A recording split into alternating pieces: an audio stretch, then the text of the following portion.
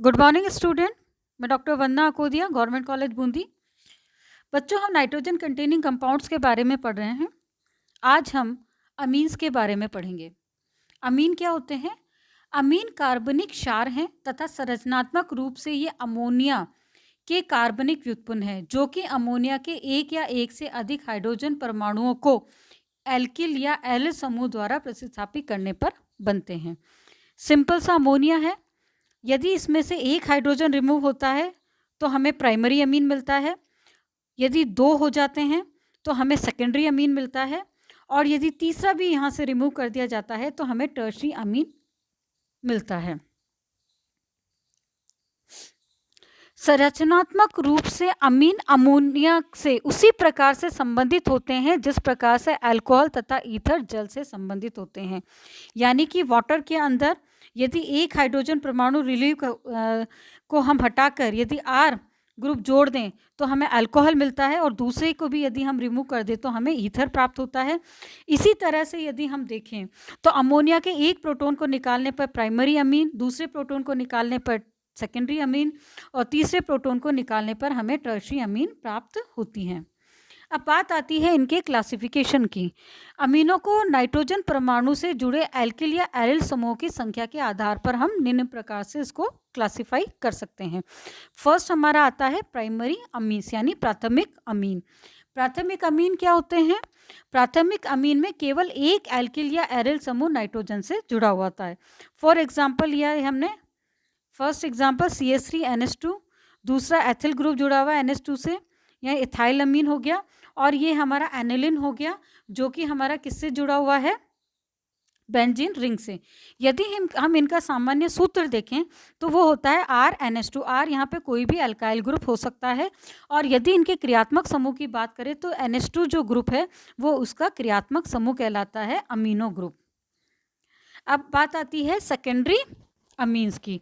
द्वितीयक अमीनों में नाइट्रोजन परमाणु से 2 एल्किल या 2 एरिल समूह जुड़े होते हैं, जैसे कि ये CH3CH3, यहाँ CH3C2H5, और इसी तरह से CH3 और C6H5।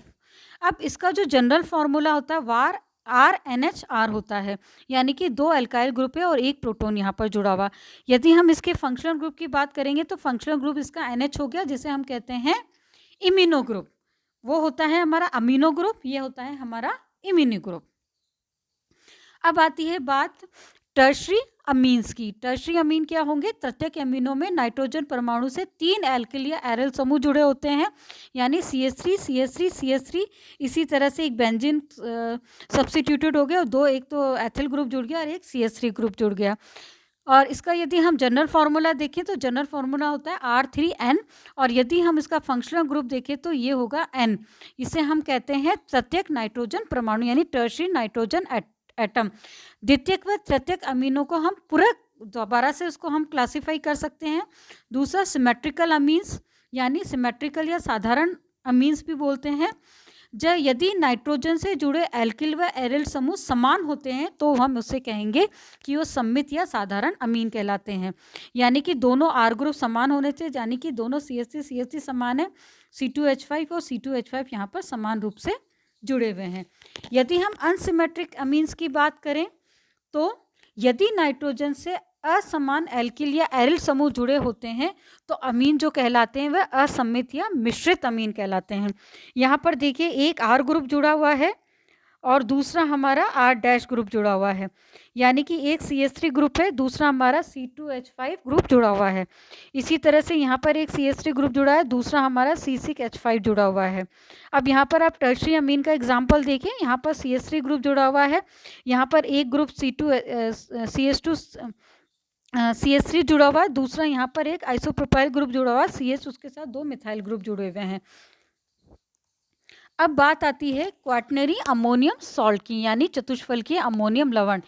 ये अमोनियम लवण के समान होते हैं। इनमें नाइट्रोजन परमाणु के 4 एल्किल या एरिल समूह जुड़े होते हैं। इनमें नाइट्रोजन पर औपचारिक धनावेश होता है, यानी कि जो नाइट्रोजन है वो पॉजिटिवली चार्ज रहता है, यानी कि इसका जो लॉन पेयर ऑफ इलेक्ट्रॉन है वो भी पार्टिसिपेट कर रहा है। तो आप क्वाटनरी अमोनियम सॉल्ट क्या होता है कि इसमें चारों हाइड्रोजन परमाणु और X यहाँ पे हैलोजन है। क्वाटनरी में अब यहाँ पर जो हाइड्रोजन है यदि हम उसको R से जोड़ दें, R ग्रुप जुड़ जाए तो उसे हम क्वाटनरी अमोनियम सॉल्ट कहते हैं। और इसी तरह ये इसका एग्जाम्पल लिया है टेट्रामेथाइल अमोनियम क्लोराइड। अब इसमें क्या होता है बच्चों, इन अमीन द डिज़ाइन प्राइमरी और सेकेंडरी और टर्शियरी अमीन भी रेफर्ड होता है। अब आप यहाँ पर ये देखिए कि इसी तरह से आप एग्जाम्पल में डिफरेंस देखिए कि यहाँ पर यदि कार्बन अटैच के साथ में यदि 3 अल्काइल ग्रुप अटैच होते हैं तो हम बोलते हैं इसको 3 डिग्री अल्कोहल। इसी तरह से हमारे यहाँ पर ये देखिए कि यदि 3 कार्बन से जुड़े हुए यदि OH ग्रुप होता है तो हमें कहेंगे इसको 3 डिग्री अल्कोहल कहते हैं। लेकिन यदि हम यहाँ पर नाइट्रोजन के साथ जो ग्रुप अटैच होते हैं उसी के आधार पर उसको क्लासिफाई करते हैं, यानी कि जिस कार्बन से नाइट्रोजन जुड़ा हुआ है यदि वो 3 अल्काइल ग्रुप से जुड़ा हुआ है तो हम वहाँ पर इसको ये नहीं कहेंगे कि ये टर्शरी अमीन है, बल्कि हम यहाँ देखेंगे कि जो हमारा जो फंक्शनल ग्रुप है, यानी कि यदि टर्शरी अमीन होगा तो यहाँ पर N होगा, सेकेंडरी अमीन होगा तो यहाँ NH होगा, और यदि प्राइमरी अमीन की बात करेंगे तो यहाँ पर NH2 होगा। इसी तरह से आप यहाँ पर देखिए कि यदि ये NH2 है तो हम इसको प्राथमिक अमीन ही कहेंगे। अब अगली बात आती है कि in term amine is used only those compound in which carbon is directly attached to nitrogen has single bonded with other group, यानी कि NH2 ग्रुप है इसे हम अमीन कहेंगे क्योंकि ये हाइड्रोकार्बन से जुड़ा हुआ CH3 ग्रुप से अल्काइल ग्रुप से जुड़ा हुआ है। लेकिन यहाँ पर हम इसको अमाइड कहेंगे। अमाइड क्यों करेंगे? क्योंकि ये कार्बोनिल ग्रुप से जुड़ा हुआ है। अब और यदि हम इसका और क्लासिफिकेशन देखें तो जो अमीनो है का जो है हम क्लासिफिकेशन निम्न तरह से कर सकते हैं। फर्स्ट है हमारा अल्काइल्स अमीन्स। अल्काइल अमीन, इन अमीनों में केवल अल्किल समूह होता है, यानी कि CH3NH2 प्राइमरी अमीन हो गया, ये सेकेंडरी हो गया CH3C2H5, और यहाँ पर टर्शरी यानी तीनों अल्काइल ग्रुप जुड़े हुए हैं। Nitrogen is attach to sp3 carbon, यानी कि नाइट्रोजन है वो सामान्यतः sp3 कार्बन एटम से अटैच होता है। अगला क्लासिफिकेशन क्या है कि एरिल अमीन, यानी कि इनमें अमीनो समूह जो है वो बेंजीन वलय से जुड़ा हुआ होता है। यहाँ पर देखिए ये अमीन हो गया आपका, एनिलिन हो गया, ये आपका डाइफिनाइल अमीन हो गया सेकेंडरी अमीन, और ये आपका सेकेंडरी अमीन है। यानी कि जो अमीनो समूह का नाइट्रोजन बेंजीन तथा बेंजीन के समान वलय के sp2 संकरित कार्बन एटम से जुड़ा हुआ होता है। और सेकंड पॉइंट क्या है इसका कि नाइट्रोजन से जुड़े हुए समूहों की संख्या के आधार पर इन्हें भी प्राइमरी, सेकेंडरी और टर्शरी अमीनों में वर्गीकृत किया जा सकता है। अगला पॉइंट आ गया बच्चों कि एक और कैटेगरी अमीन्स के अंदर होती है। क्लासिफिकेशन लेने से पहले मैं आपको बताना चाहूँगी वो है कि यदि बेंजीन रिंग में कोई पार्श्व श्रृंखला से जुड़ा हुआ है, यानी कि CH2NH2 ग्रुप है, तो पार्श्व श्रृंखला से प्रतिस्थापी यदि जुड़ा है तो वो एरोमेटिक अमीन नहीं कहलाएगा, उसे हम अमीनो समूह पार्श्व श्रृंखला से जुड़ा हुआ है, इसे हम एरे एल्किल अमीन कहते हैं। क्या कहते हैं? एरे एल्किल अमीन कहते हैं। और इसकी रासायनिक अभिक्रियाएं भी एलिफेटिक अमीन होता है उसके समान होती हैं। अब बच्चों बात आती है क्लासिफिकेशन की। तो क्लासिफिकेशन में पहला आ गया कॉमन सिस्टम आ गया।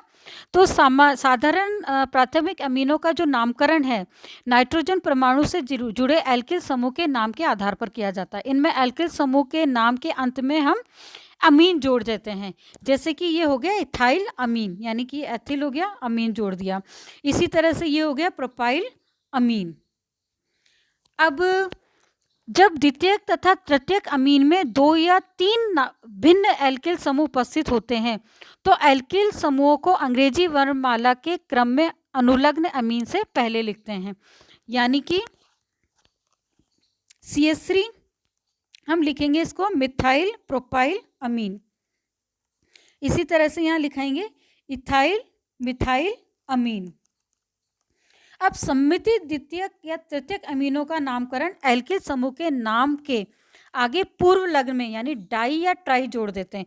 जैसे कि यहाँ पर हो गया डाई, सेकेंडरी के अंदर डाई मिथाइल अमीन हो गया और ये होगा ट्राई मिथाइल अमीन।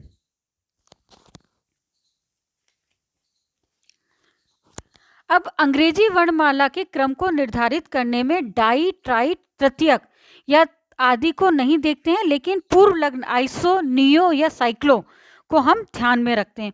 यानी कि इस नॉमेनक्लेचर में यहाँ देखिए साइक्लो, प्रोपिल, एथिल, मैथिल अमीन। जो असम्मित द्वितीयक व तृतीयक अमीनों का नाम एन प्रतिस्थापी प्राथमिक अमीन के साथ करते हैं।